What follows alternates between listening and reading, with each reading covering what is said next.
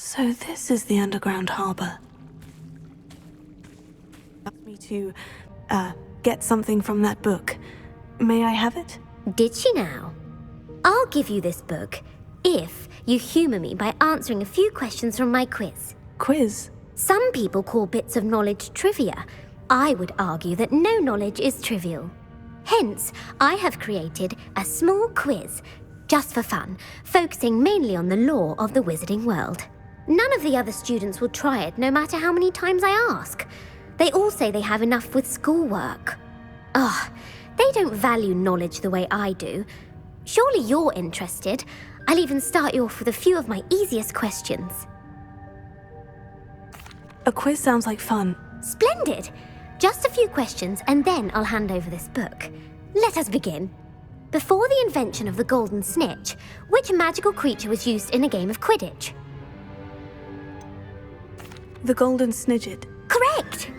The snidget was first introduced to Quidditch in 1269 by a wizard named Barbarous Bragg. Sadly, they're thought to be extinct. Next question. Which potion is commonly referred to as liquid luck? Felix Felicis. Well done! Since it makes the drinker temporarily lucky, Felix Felicis is a banned substance in all organised competitions. The tale of the three brothers involves which magical artifacts? The Deathly Hallows. Correct! According to Beadle the Bard, the Deathly Hallows consists of the Elder Wand, the Resurrection Stone, and the Cloak of Invisibility. Which ball in Quidditch is the largest? The Quaffle. That's right! When a chaser throws the quaffle through one of 3 hoops in a Quidditch match, their team is awarded 10 points. True or false? Polyjuice Potion allows the drinker to change species. False. Correct. While Polyjuice Potion can be used to change things such as age or race, it cannot be used to change species. Well, I suppose this has gone on long enough. I'll put the book back on the pedestal now. If you're inclined to test your knowledge again, I have plenty more questions I could ask you. And I won't be giving you any more easy questions either. The next ones will be more difficult. I don't have time for a quiz at the moment. Let me know if you change your mind. I put the book back on the pedestal for you. Revelio ought to make quick work of this. Revelio.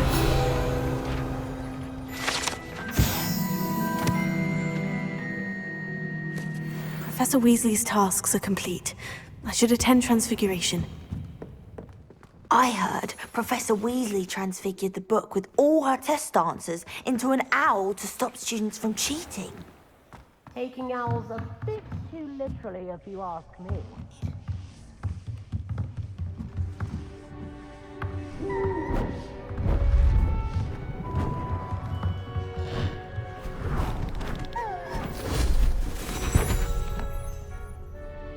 Settle down, settle down. Transfiguration, as you may be weary of hearing me say, is an exact science that can take a lifetime to master. But we needn't be daunted.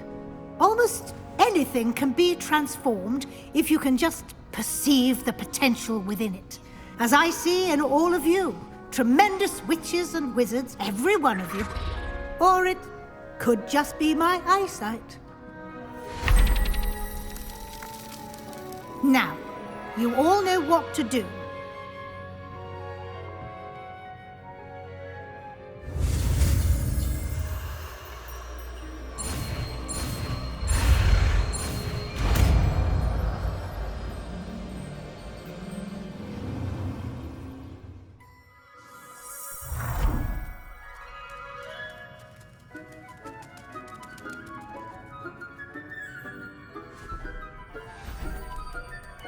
Beautifully done.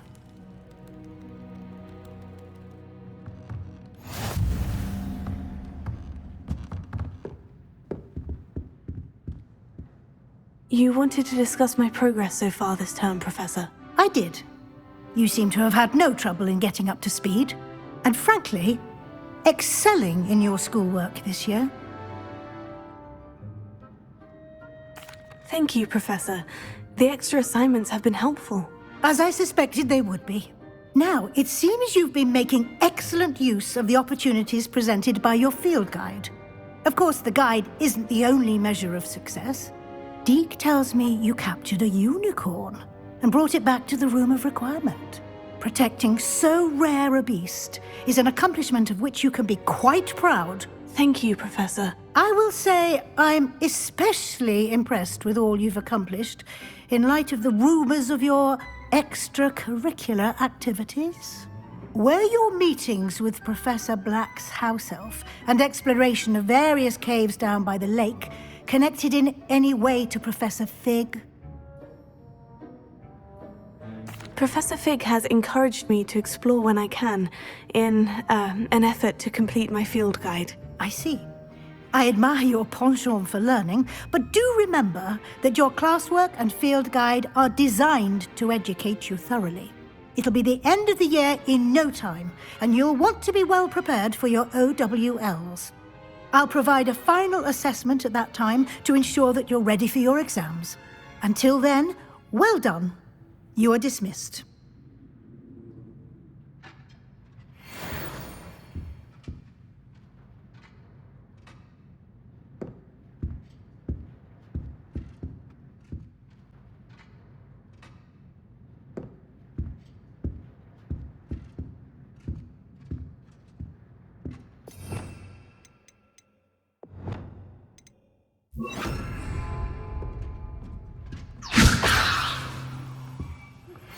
Since our visit to Feldcroft, something dawned on me about the triptych. Meet me at the Overlook, just north of the Forbidden Forest, and I'll explain. My plan with the helmet failed, but I have another idea. I think we may be able to find what we need at a goblin mine south of Hogwarts. Meet me there, and bring someone who speaks gobbledygook.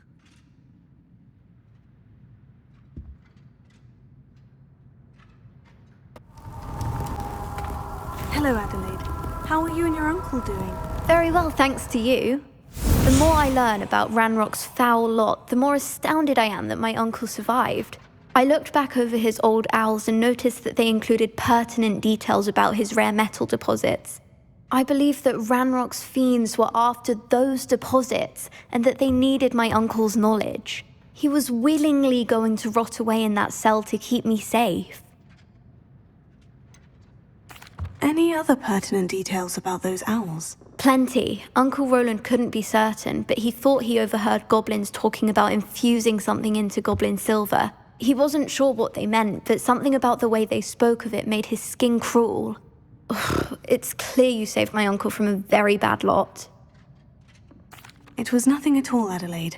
I'm just glad your uncle's safe. So am I. Seeing him again was such a relief. I told him that he must remain vigilant from now on. I, for one, can't help but look over my shoulder now whenever I leave the castle grounds.